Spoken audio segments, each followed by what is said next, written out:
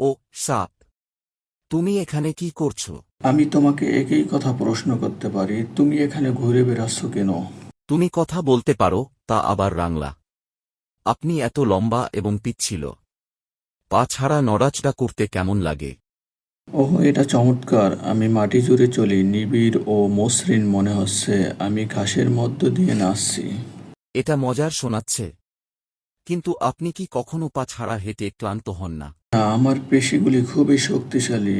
আমি তোমার ধারণার চেয়ে খুবই দ্রুত নড়াচড়া করতে পারি। এছাড়া আমি শব্দ না করে যে কোনো কিছুতে লুকিয়ে থাকতে পারি। এদিক ওইদিক উঁকি দাও। তুমি কি ভীতিকর? তুমি মানুষ কামড়াচ্ছ।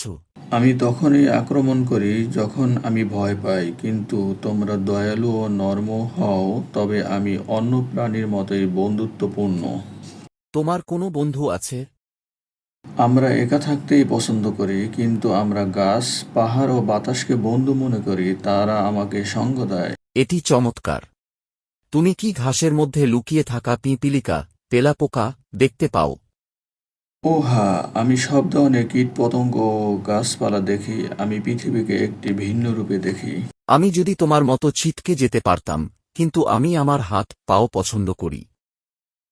আমি অদৃশ্য বনের মধ্য দিয়ে শব্দ ছাড়াই ছিটকে যেতে পারি। পৃথিবীর উষ্ণতা অনুভব করতে পারি। আমি বাতাসের ফিসফিস ও পাখির